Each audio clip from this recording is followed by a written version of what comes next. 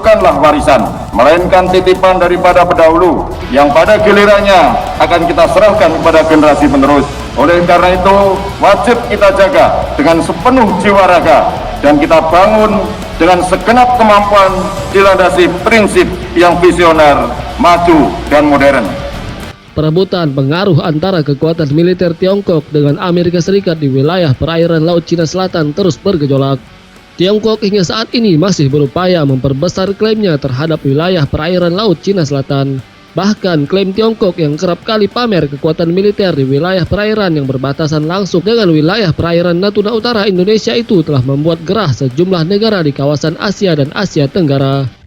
Situasi di Laut Cina Selatan itu pun direspon oleh pemerintah Indonesia dengan membuat organisasi baru di lingkungan TNI, yaitu Komando Armada Republik Indonesia atau Koarmada RI.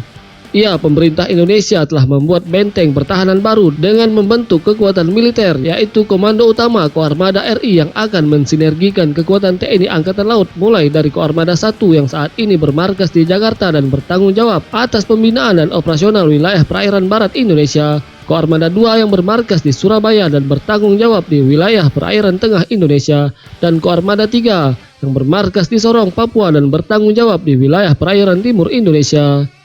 Kasal Laksamana TNI Yudo Margono tidak menampik sama sekali bahwa salah satu alasan dibentuknya Koarmada RI sebagai jawaban dari memanasnya situasi di wilayah perairan Laut Cina Selatan.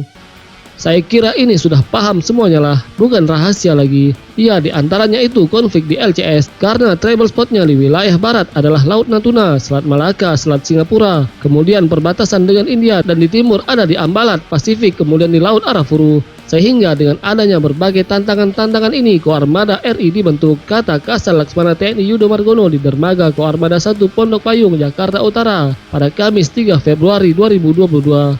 Kasal menambahkan pembentukan Koarmada RI adalah jawaban dari tantangan dinamika pertahanan di wilayah perairan Indonesia saat ini.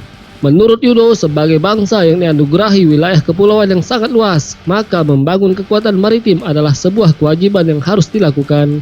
Lebih jauh lagi dia memaparkan pusaran perebutan pengaruh oleh kekuatan-kekuatan besar oleh dunia di kawasan Asia dan Asia Tenggara dapat melahirkan potensi ancaman terhadap kedaulatan dan eksistensi negara Indonesia. Oleh karena itu, penguatan pertahanan adalah satu jawabannya.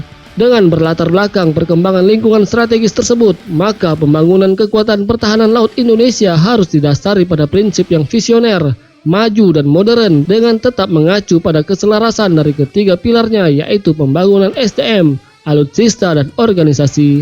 SDM yang tangguh dan profesional berbanding lurus dengan pembangunan alutsista serta diikuti dengan organisasi yang sesuai, ujar Yudo Margono.